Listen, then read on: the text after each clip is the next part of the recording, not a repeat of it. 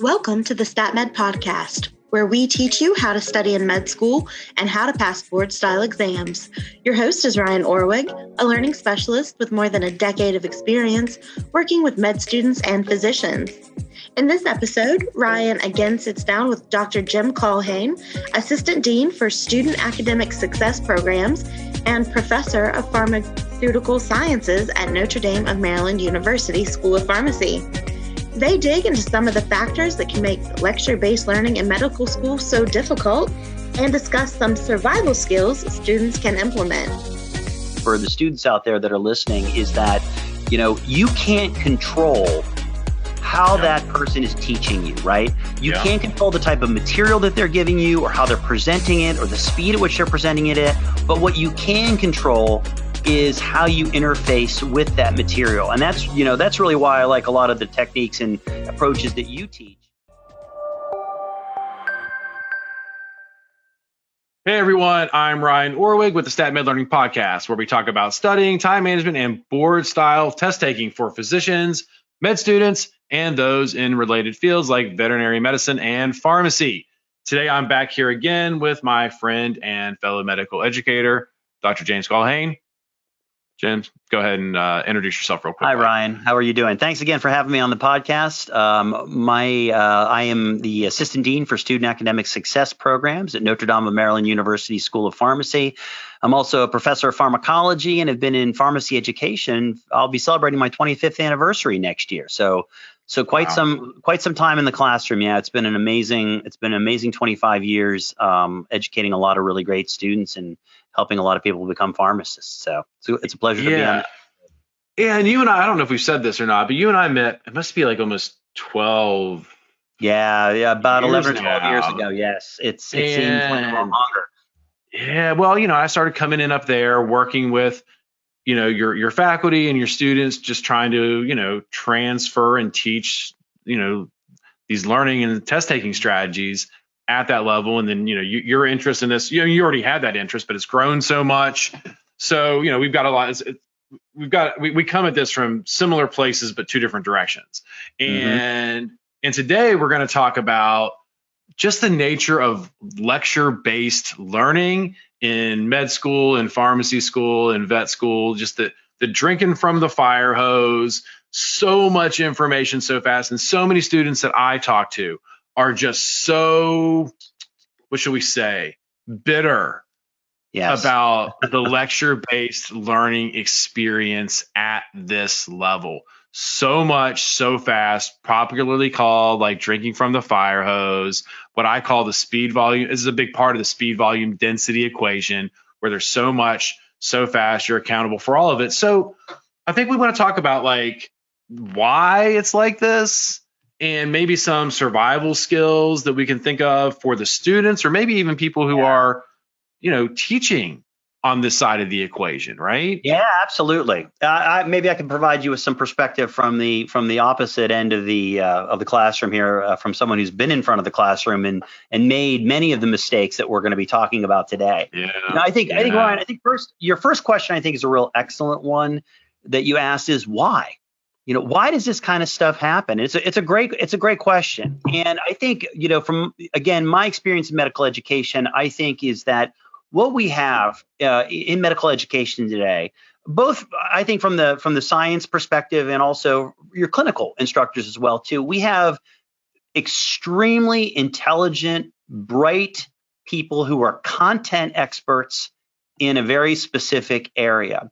And, most of them, I think the clinical faculty, at least in pharmacy education, tend to have a lot more formal educational training than the science faculty too. But just for example, for myself as a science faculty member, when I first started teaching, I think, before my first day in the classroom, I think I delivered like 2 lectures to nursing students when I was in pharmacy or in my PhD program, and did a little bit of problem-based learning with medical students. I had no pedagogical, andragogical training at all. I just got thrown into a classroom and he was told, okay, you're going to teach these 15 topics this semester. Of those 15 topics, I probably had expertise in maybe 1 or 2 of them. And then the other areas, it was a lot of self-learning. And so, as a medical student or pharmacy student or veterinary student, when you're sitting in a classroom, I think it's really important to know who you're dealing with. You're dealing with people who are highly bright, highly intelligent, highly motivated. I don't know that I would include myself in that category, but I did happen to make it this far. You did make it this far. And they're content experts. And so they are very specifically super deep content experts. And this speaks to, it's kind of the thing that makes me frustrated when I listen to people talk about studying and test taking. People do that like on their side job. Like, it's my main job, right? Like, you've taken it on as like a main job. But like a lot of people like moonlight on it. And I feel like it's a real like slap in the face to like the art of teaching and the art of pedagogy. Like there's no like how many tens or like, how many hundreds of hours were these people trained to teach dense, complex information to people that are sort of at the bottom of the learning curve? The answer is not hundreds of hours. No, and it sounds like not even tens of hours. Right?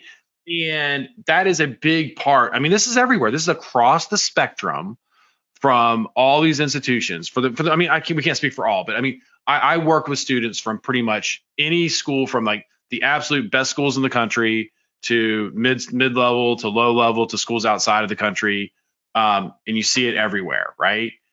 There is not an emphasis on the art, just like there's not an emphasis on the art of learning and the methodology of learning and how to operationalize and weaponize and implement like intense, diversified learning strategies. On the one end, I'm not teaching smart students how to study. It does, which I'm always talking about. But I guess like that just immediately that shine a light on the fact we're not teaching these bright, motivated people teaching at these institutions how to teach. That's true. Yeah, absolutely. And I think, to be fair to some of the administrators and deans out there, I mean, I think a lot of programs will invest time and money and energy, just like we did with you, bringing you in to do some faculty development. Sure. We really try to organize and make available programs and other types of professional development that faculty can engage in.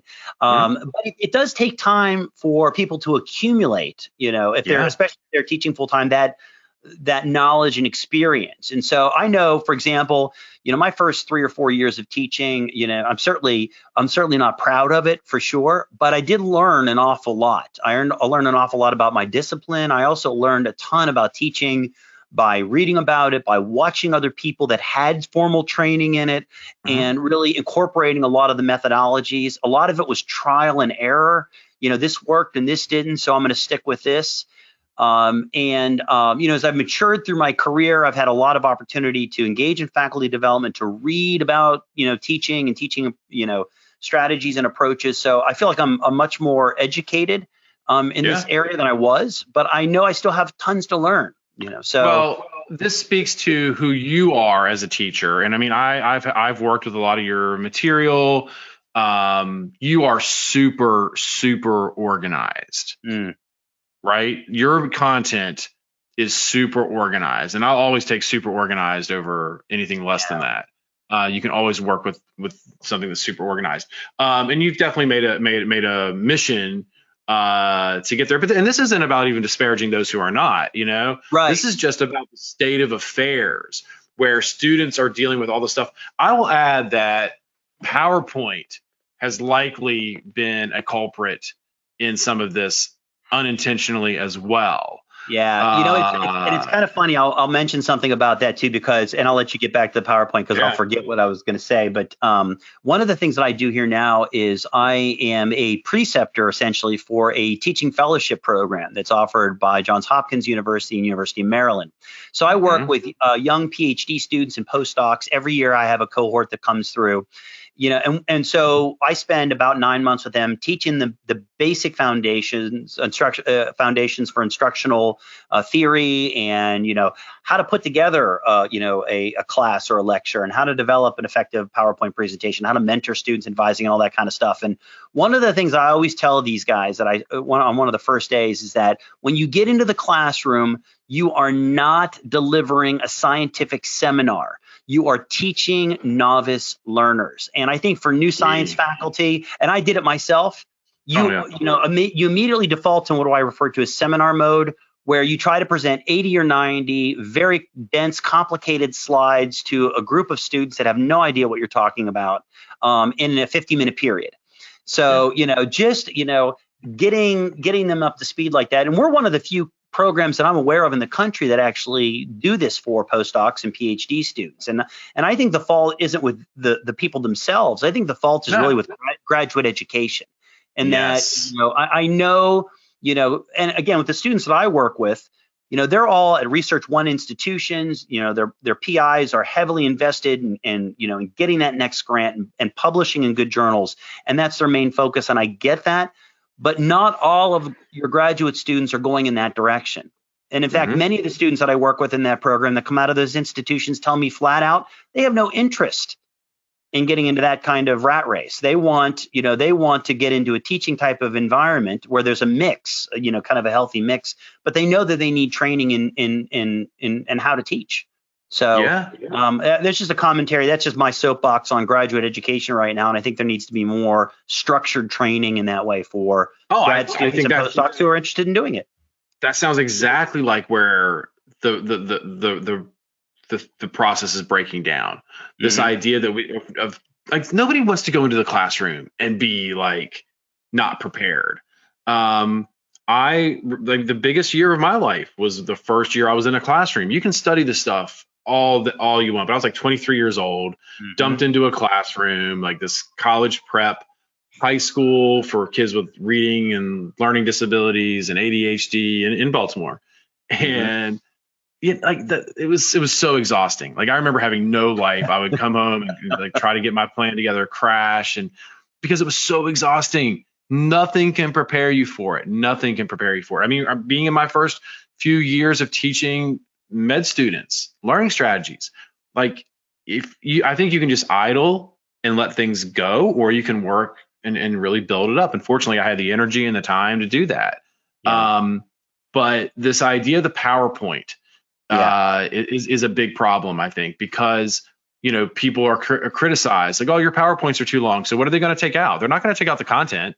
They're going to take out like the marker slides. They're going to turn that 100 slide lecture into 90 slides by taking out like the transition slides. If they want the slides to be if the slides are going to be overloaded, they're going to take out like the headers and the footers that indicate the hierarchy. So finding hierarchy, which if anybody's ever listened to me talk, that's what I'm all about, is can we find the hidden hierarchy, the bones, the skeletons. The essence of PowerPoint seems to obliterate and obscure and hide it. So I've had so many. Yeah, go ahead.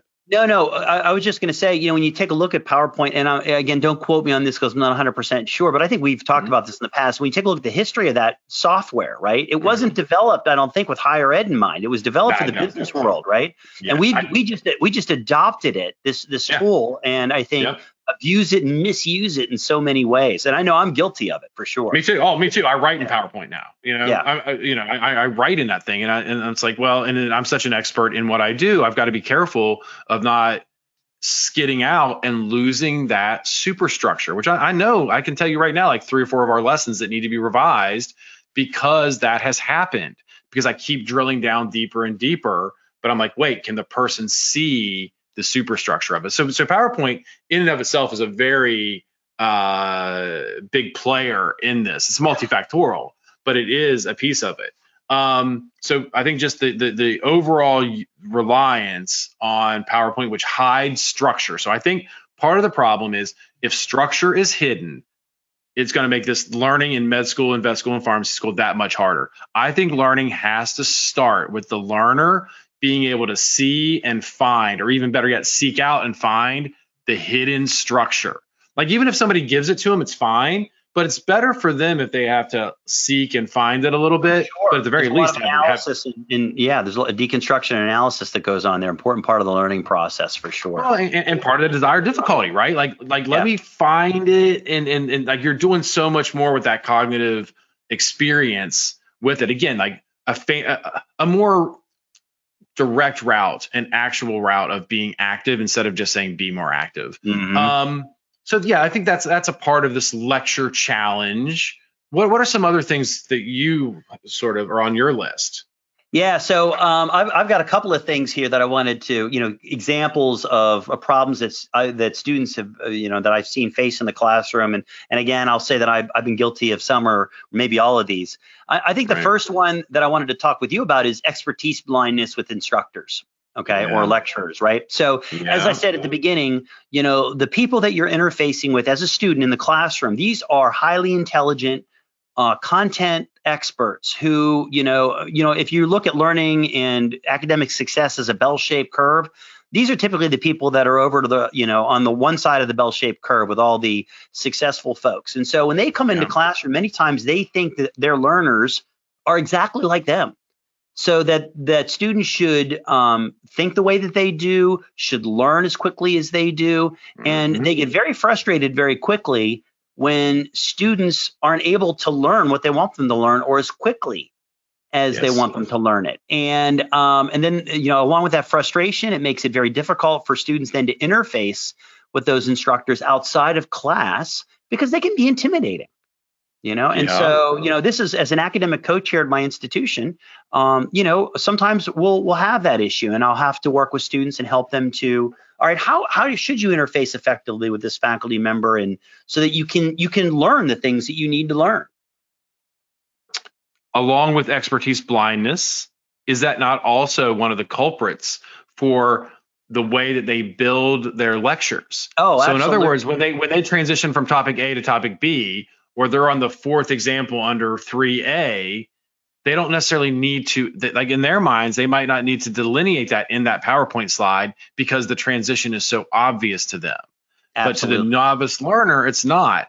And that's where the novice learner comes into this thing, and it all looks like disconnected pieces of information. They can't see the hierarchy because the hierarchy has been scrubbed out and muddied by the expert because it's so obvious to the expert. To me, from where I sit, as I'm trying to help these students decipher and decode these PowerPoint lectures using frameworking, the skill we use to sort of untangle these, like it's really like that's where it gets really frustrating. And I think that falls under this expertise blindness. Is that fair? Oh, absolutely. And I think another thing that causes it as well too is, especially when you're dealing with new faculty that are coming in, and then this can, if you don't change your habits or ways, it can transition into your mid-career, right? Is that, as new faculty are coming into their teaching positions, they've spent the last, 6, 7, 8, 9 years of their educational experience in a PhD program or postdoc, right? And the only time they get to teach or present in front of people is, typically in a seminar, right? So you're in a seminar room with, every member of your department, national experts, you're a brand new scientist, you want to impress people, right? So again, you're going to dazzle them with data. You're going to blind them with, massive amounts of information. And these people can handle it because they're either content experts or they're so smart that they can navigate their way through it. And then, they don't know any better. They come into the classroom and they do the same thing, and it can be a mess. And the audience is at the exact opposite end of their own understanding of this topic. Absolutely. They're at the bottom of the mountain. And these other people are already on the other side of the mountain. They're preaching to. And even if young faculty recognize that they're teaching, obviously they do, right? I mean, they know, you're sitting in front of a group of students that don't know anything about the topic that you're talking about.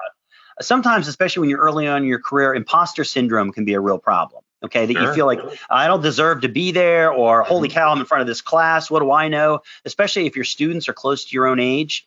Okay, it's really easy. Like, okay. I really don't know what I'm talking about here because I'm teaching in an area outside of my expertise, which is really easy for that to happen to a faculty member. So I'm going to blast them with lots of information, very dense slides, and try to navigate the process that way. So I've seen that happen.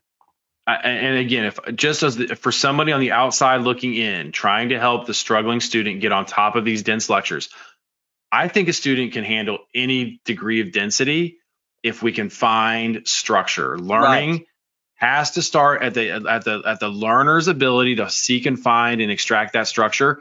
And if I can take 100-slide deck of a PowerPoint and realize it's like a stack of 10, a stack of 20, a stack of 20, a stack of 25, a stack of 15, a stack of 10. like that's your top layer. Like everything is so much easier from there. Yeah. You know, or if I'm not sure, is that 20 or is it 30? Then I can at least speculate. Then in lecture, I can sort it out because I've got like this ability to seek and find. But when it's all just impenetrable structurally, then where does the learner even begin? Exactly. And I can tell they don't have that skill, which most students don't. You know, automatically, you know, they're hitting a roadblock even before they start studying. You're playing catch up from the beginning, and there's just no time. Once you get into the med school, pharmacy school, vet school, there is no extra time to then spin your wheels on this thing. So anyway, I do think this expertise blindness is at the heart of a lot of stuff. And again, no lecturer for the most part wants to be that way. And I've had people bring me lectures, and they're like, "This lecture is the worst. There's no structure." But actually through using frameworking, we find the structure. Like I'll even be like, yeah, this is terrible. Then all of a sudden you're like, wait a second, this one slide unlocks the whole thing. Yeah. But we're reading it. If you're reading it linearly, you're not going to be able to find it. It gets glazed over, and then it gets buried by 20 slides in your head. You don't know where the structure is because you're again going through it linearly. Like, so I've multiple times in my life had either been told the lecture is terrible, and then we framework it, and the student's like, oh, the structure is there. Or I've been like, this is terrible. Then I find the structure and it is there. Again, oftentimes the lecture is not being willfully disorganized. No, and I see that. I don't see it. I've never seen that in myself. Why? Right? But why people feel that way. Right. People feel antagonized and crushed. And again, the stakes are so high. And then it's like, oh no, it is there. I just couldn't see it because they plucked for whatever reason. That was lost and obscured. It could be as simple as like it's so obvious to them it's not there, or they felt like they needed to tighten things up, and then inadvertently what they're choosing to tighten are the road markers. It's like they're taking all the road markers off the street, you know. Yeah. So the street's still there, but there's no stoplights or stop signs. Like, I would prefer not to live in that world. So anyway. Yeah, so let's turn back. Let's move on to our second one here. Yes. I think this is another favorite of mine. Again, I'm guilty of this, and I've seen folks that are and I really try hard with this, is excessive cognitive load. Now, for your listeners out there that aren't familiar with what cognitive load is, it's really the amount of information that your brain can process at any given time that's coming at you. So if you've ever, again, a great experience for me where I get overload with my cognitive load gets overloaded is if I'm driving a car over the George Washington Bridge into New York City. Okay, I always use this as an example. If you've ever done that without GPS, okay, there's about 80 different green road signs, in a row, and it's just coming at you're moving at 55 miles an hour, and people are driving aggressively around you, and you're trying to look for the right sign so that you don't get off on the wrong exit and get lost. Right there, that short circuits my brain. My brain just freezes. I can't process. And which is why before GPS, I always had my wife driving to New York City because she's from that area. Now I can do it with GPS because I just follow the line of the voice. But it's offloaded the cognitive burden. You've offloaded the cognitive burden onto the smart device. Yeah. Right. Or letting my wife drive, right? Likewise, right. But cognitive load is something that I think instructors have to pay an important attention to when they're developing their learning materials. And again, I'll go back to my, example of a brand new minted PhD or postdoc that's coming into a teaching position. The default is to go into that seminar mode when you're assigned a topic to teach, right? And so the two things that you will tend to do is you'll tend to load up your slides with lots of information, especially if you're unfamiliar with the topic, because you want to have that text up there, right? Sure. As a prompt in case you forget what you're going to say or you can't think what the topic's about. Or another thing is that you've got you're trying to cover 80 or 90 slides in a 15-minute period, okay? And I always tell my teaching fellows, that's not teaching.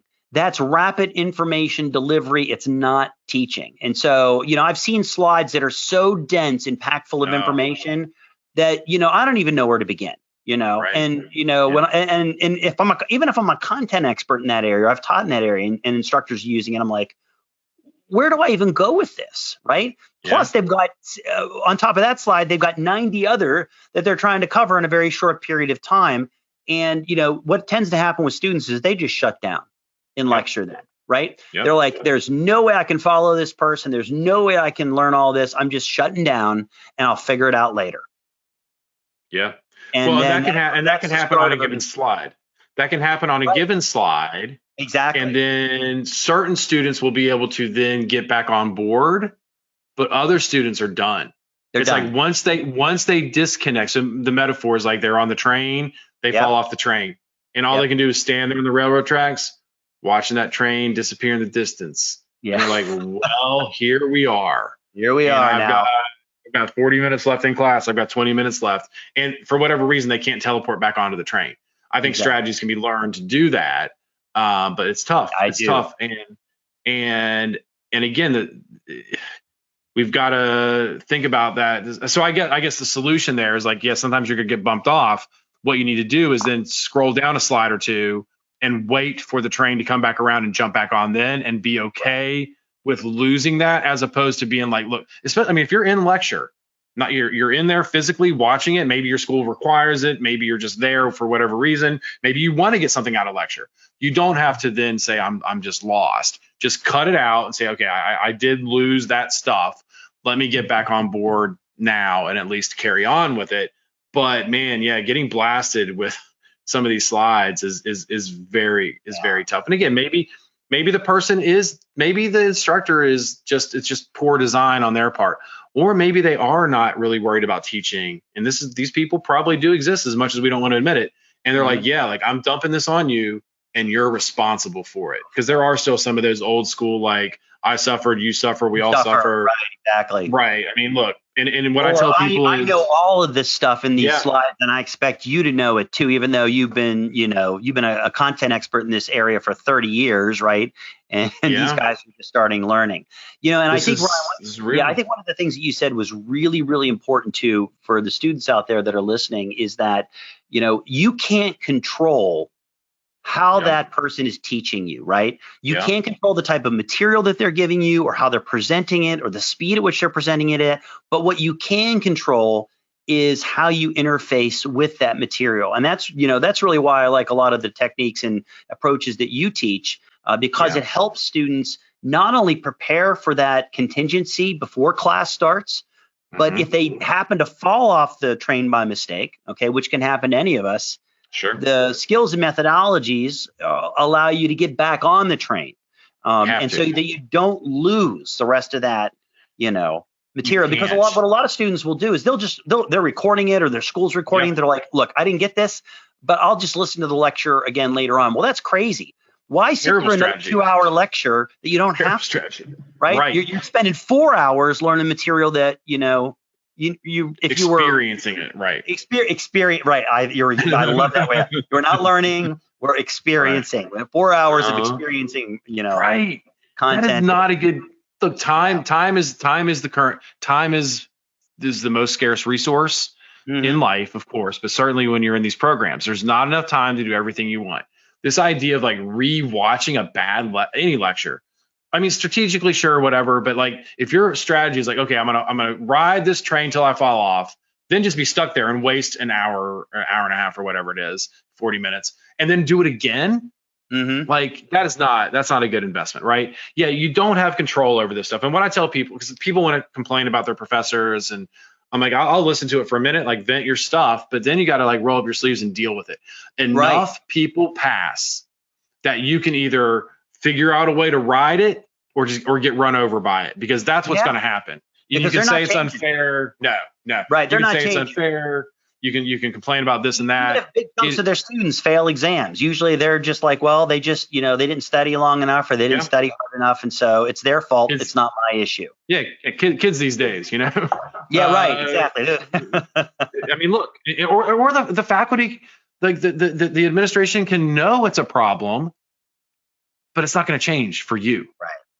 Like, you don't want to get caught up under that. So be mad about it for a minute, vent your air your grievances, and get on with it.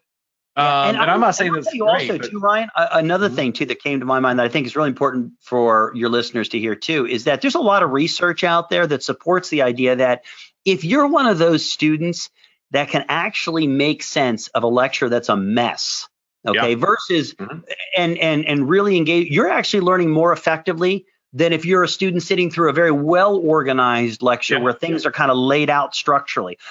Again, you said before, and I take great pride in how well organized and structured and outlined my lecture notes are. But I also understand too that it's part of that is not conducive to learning, because students don't have to necessarily work as hard, at that. And remember, we're talking about super dense. Your stuff's so dense, though. They're still working plenty hard. Okay, great. All right, then I'll take your word for it. But I think it is. No, I was listening. I was re-listening to Make It Stick today, because as one does, Make It Stick's the best book on learning theory out there. It's great just for all the stuff. And it was talking about like a little bit of that desirable difficulty that goes with it. But I was listening to that thinking if the listener has to work a little harder, you're going to get better retention, better engagement. But I was listening to that thinking about it doesn't matter how well organized the lecture is at this level, it's still difficult. Yeah, you're right. I was having that thought earlier today. Add difficulty, right? It's the content itself. It's the amount of material.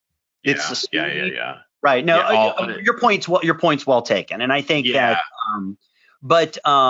So it's that is definitely really the whole cognitive load thing is definitely interesting, and unfortunately, students out there, you're just gonna have to learn strategies to deal with it. Unfortunately, there are strategies out there.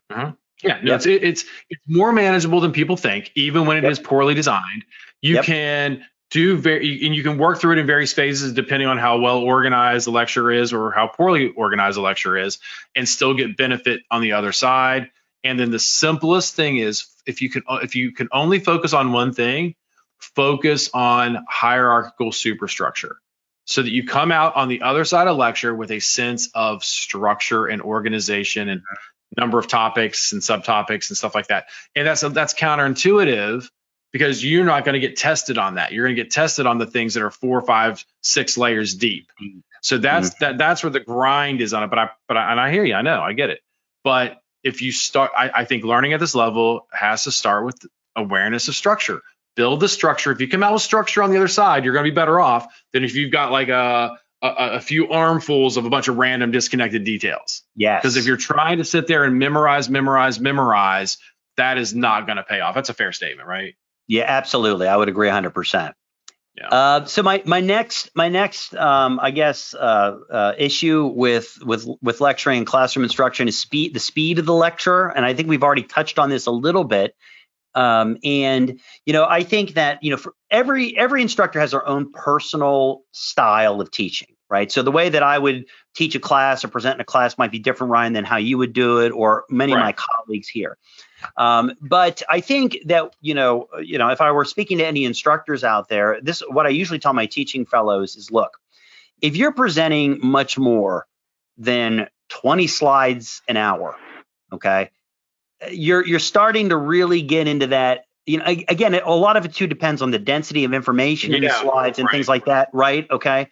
But just as a starting point, if you're planning on, again, covering 70 or 80 slides in a 50-minute period, I don't care, how, what the density of your slides are. Okay, that's just way too much.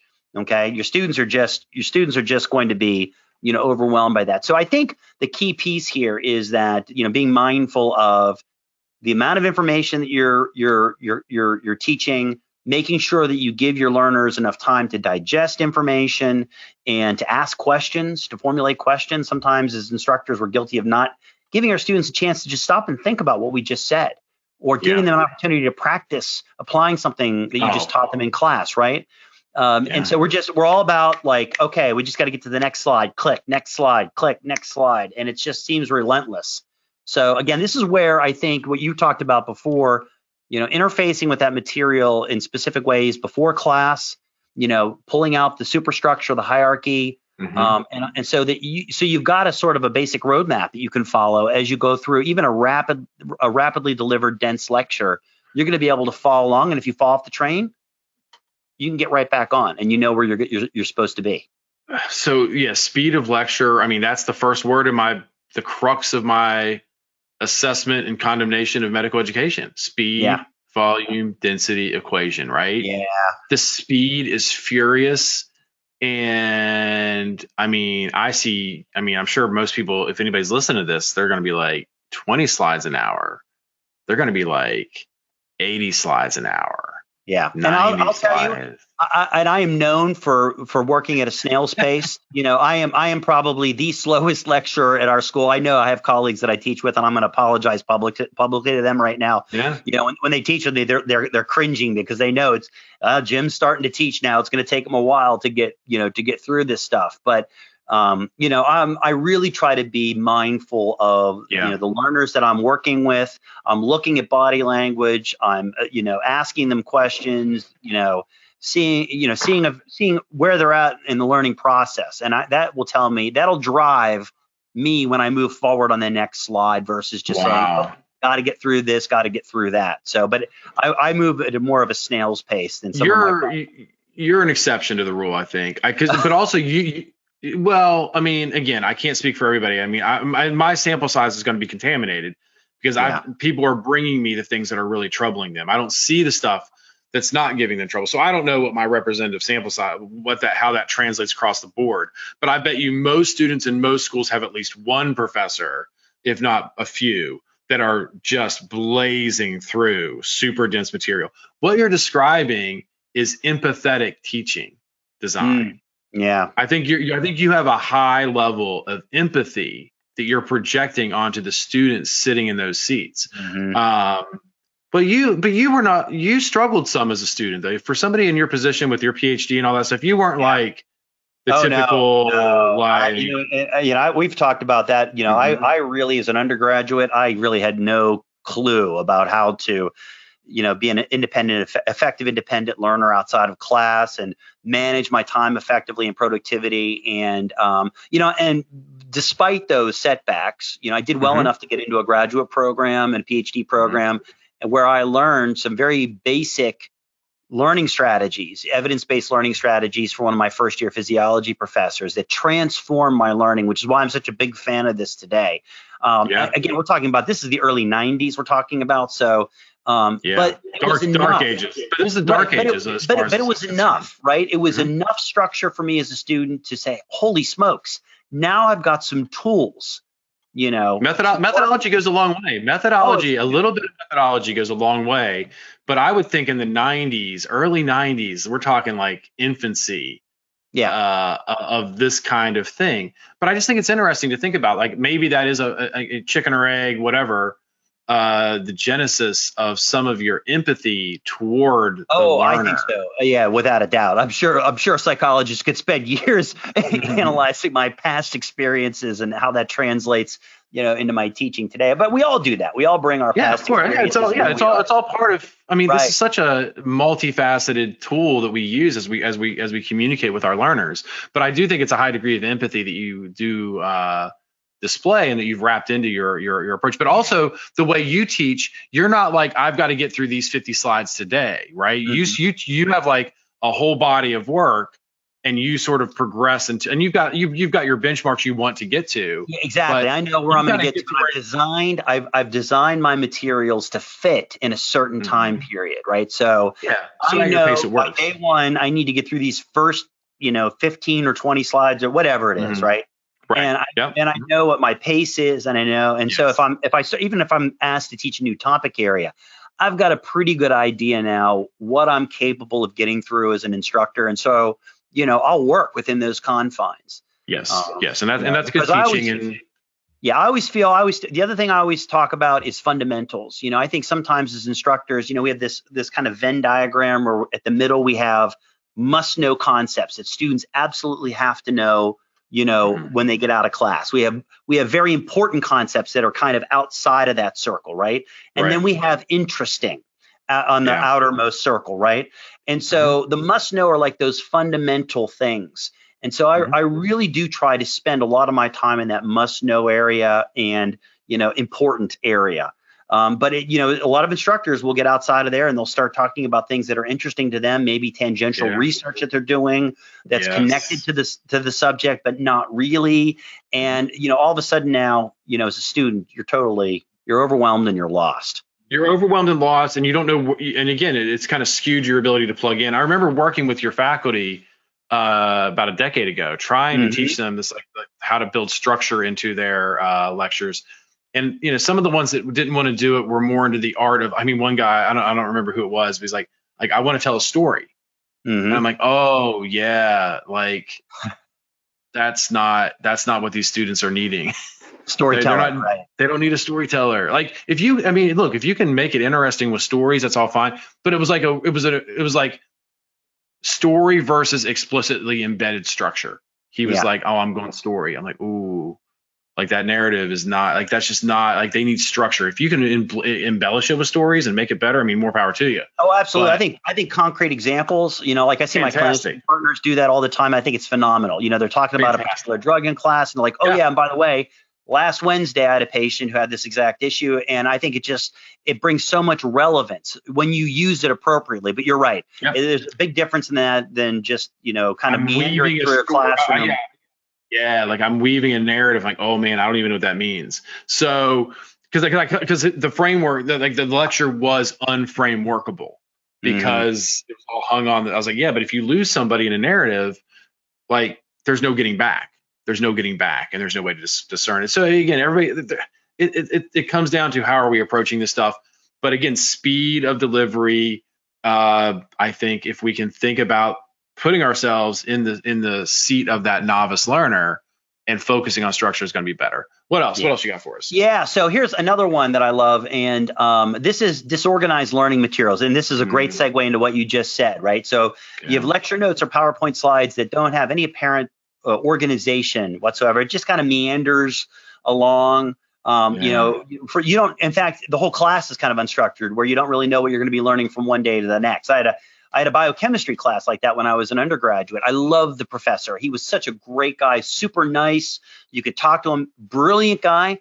But, from what I remember, he'd walk into the classroom every day and open up the biochemistry book to some random page and start teaching. At least for me as a student, that's the way I perceived it. Maybe there was a plan or a structure behind that I don't remember, but I'm like, okay, what are we doing? It was always a surprise. What are we going to be learning today? We had no notes and this is before PowerPoint or, we're talking late 80s here, early 90s. But so the disorganized learning material, I think this is something I know you mentioned you deal with your clients and your students a lot. And I see it a lot as an instructor. And, one of the ways that, I've worked to combat that is, you and I have talked in the past about top-down versus bottom-up learners, right? For sure. And, I think I'm much more of a top-down learner where I need to, develop, a scaffolding or superstructure. So when I'm writing a lecture or developing some learning materials, I'll map it out first. I'll outline it out first. I'll use a concept map or get an idea of what I'm going to be doing and structure it that way, and then fill in from the top down. And, versus I think what a lot of people do that have all that information in their heads already. And this is especially true for me when I'm teaching something new that I'm not necessarily an expert in. Super important to do that, right? But, if you're a content expert, you may be more of a bottom-up learner where you've got your head's fully crammed with all this information and you're just putting it down on a slide. You're not really, I'm just getting it down. We'll get it out there, and there's no organization or structure to it. And I see that a lot. You know what? I've seen it a lot in the past. I think I think a lot of faculty do a really good job at this, especially if they're thoughtful about it. And I think, instructors who are reflective and work from year to year, and they look at their material each year and like, what could I do better?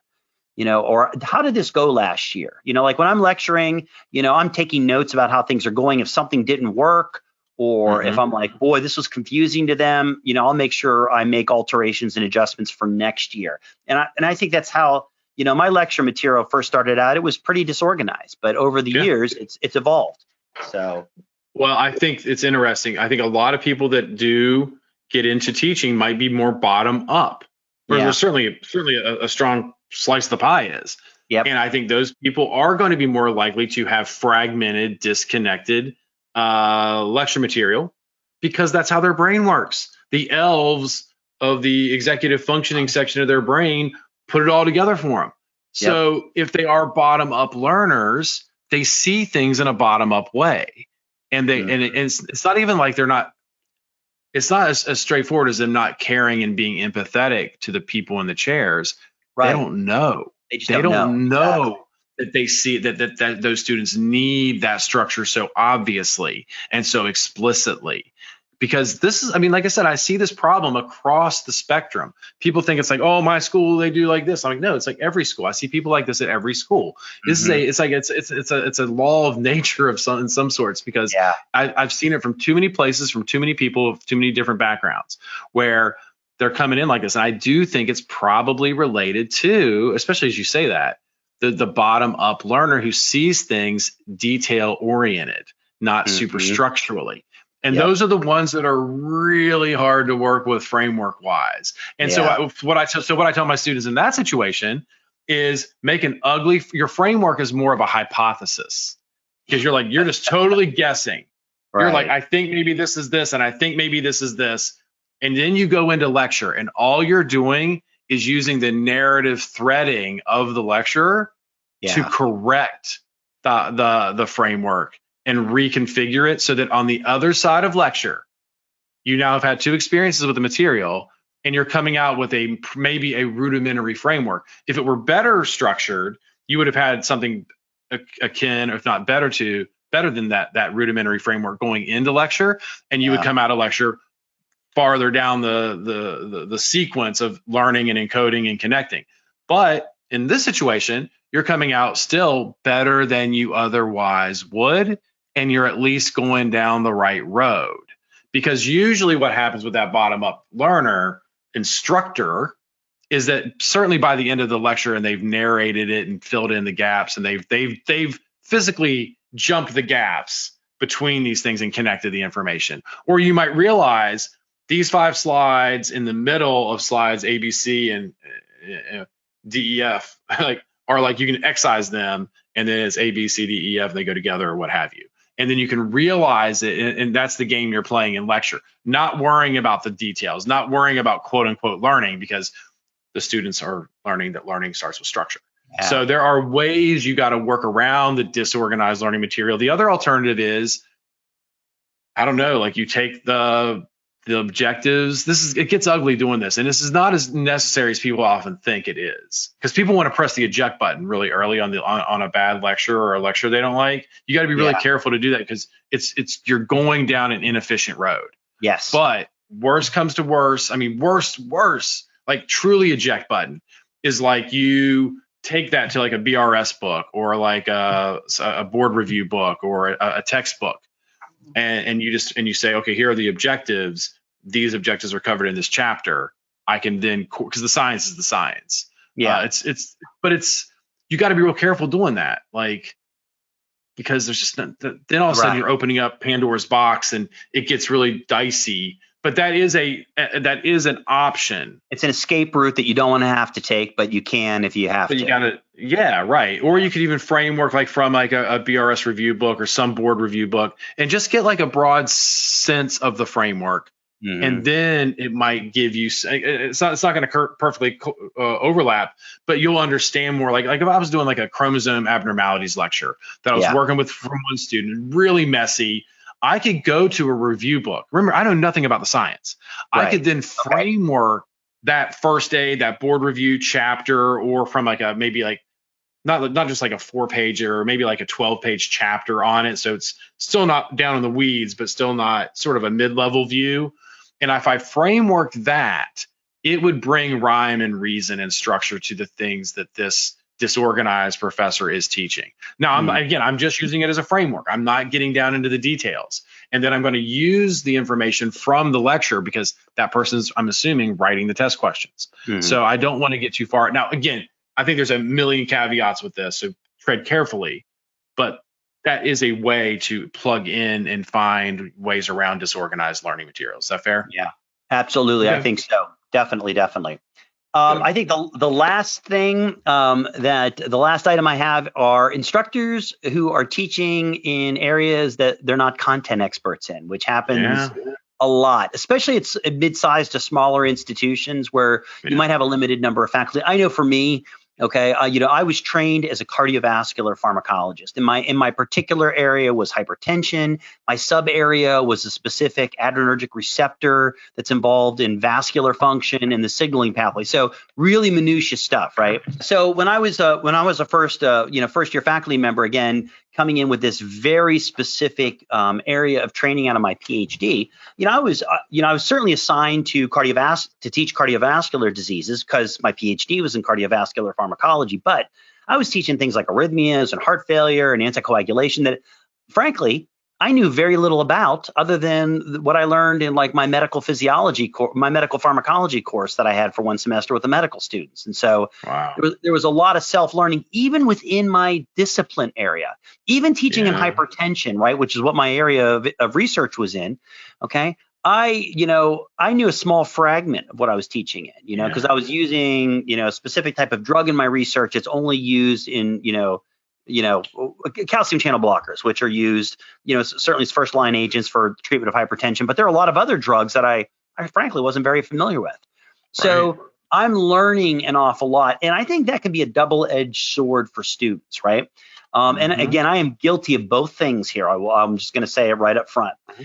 You have faculty members who, if you're well prepared and you've dug into a topic that you're not familiar with, it can actually be a really great learning experience.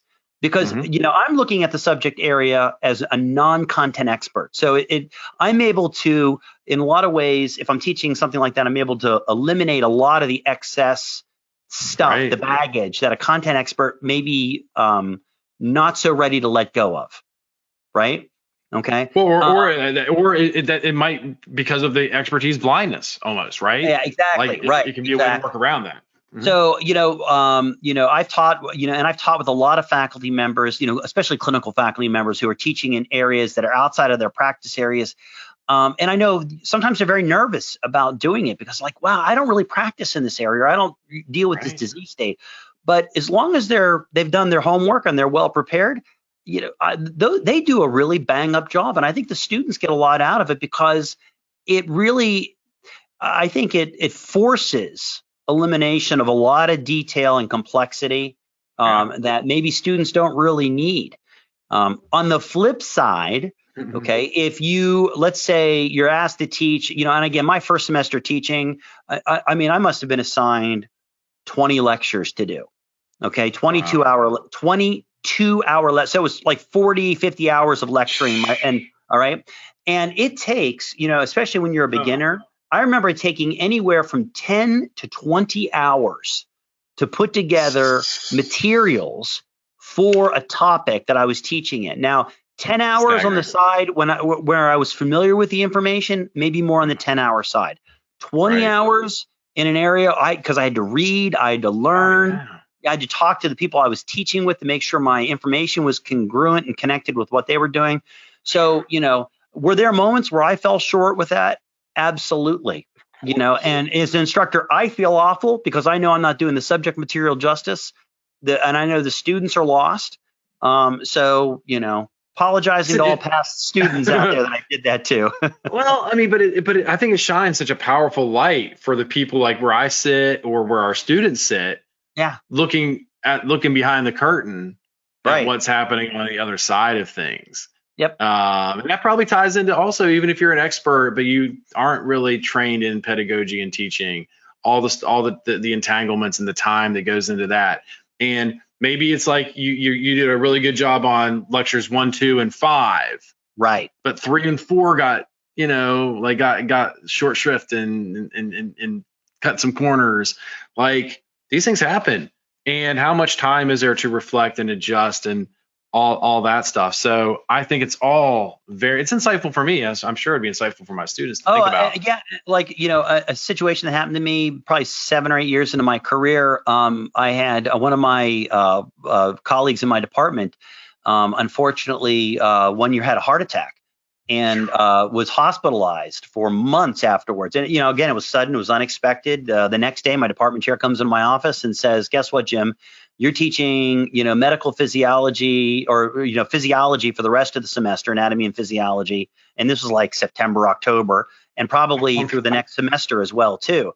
Now, fortunately for me as an instructor, the person who taught the course was extremely well organized, had really good materials put together. So, Right. it was really, but it was difficult for me because I was trying to interface with their learning materials. Oh yeah, Because when we develop slides and that, like we talk about that superstructure and the way things are organized and flow, it's really, really important to develop that yourself. And so I found myself right, because it's the connective tissue, right? The way that you slide through and jump the gap and draw these connections, like and this probably happens way more often than we think. Way more than you think. Or someone leaves suddenly, departs. This happens a lot too. And then, you're a faculty member and you get saddled with a bunch of brand new lectures that you've never had before, and you're up in 2 weeks. Right. Wow. So the default mood is, are you going to recreate all this stuff? You don't have time in 2 weeks. So you end up using the other person's materials. And what can happen then is it's never as effective as if you take the time to really dig into the material, develop your own material. So there's a lot that goes on behind the scenes with teachers and faculty that, maybe some of your listeners don't worry about. Now, again, that's not an excuse, right? No, but it's real. But it's real. So, and I think, like I said, I think you said this a couple of times and I would have reiterated, I'd say 95% of the time, when I see these things in instructors, it's either they just don't know that they're doing it, they don't know any better, or they're forced into a situation where they don't have a choice. And, so, for students out there, they don't hate you. They're not trying to get you. They're not trying to destroy you. It's just, it's unfortunately, a part of the experience. And I think that's why it's really important for students to learn how to navigate these particular situations and learn skills that they can use to effectively navigate through these things and to learn effectively. Yeah, because that's one of the catchphrases that I think I've already said in this episode. Methodology matters. I meet so many people who don't think methodology matters when it comes to studying in these programs. Like, it's crazy to me. We think methodology matters in every other walk of life, but not in pharmacy school or med school or veterinarian school. Right. Like, it's like, if you're smart, you're smart. You do it, you figure it out. That's one of the most like asinine mentalities, but that's a real mentality that's out there. I mean, I always tell my students, and you and I have talked about this analogy. I mean, you look at like professional athletes, professional musicians, right? I mean, the way that they practice and they learn their instrument and the sport that they're playing, it's incredibly method driven and structured and deliberate. And yet we ask, students to come into professional degree programs where they have to learn at a professional level, but you have no training at all. Where the stakes are so high, and the stakes are so high, and you don't have any training at all in how to be an effective independent learner. And you've either picked it up naturally through the years, or maybe you were like me and just used whatever raw talent that you had, raw intelligence or work ethic. You just bulldozed your way through it using whatever you had, and it was a miserable experience, and you didn't get much out of it. And risky, I would say, risky, right? Yes, terribly because the risk is what really bothers me so much. Is like, yeah, you made it, but what were the risks? Like, how close were you ever to the edge where something could have knocked you over? Right? Were you or somebody else, right? Like, that's Absolutely. what's like near-death experience. Like, gulp, just missed it right there. So this is very informative, and this is more informative than I expected it to be, because again, everybody always thinks, oh, I know this, but we've never really deconstructed as much what goes on behind that curtain. And I think it's always a good idea to know what the other side of the aisle is doing, and that can influence our prep and our flexibility and our mentality as we work through it. So, well, very good. Thanks for walking us through that, and we'll be back with more conversations like this in future episodes. Thanks for listening. Ryan. Appreciate it.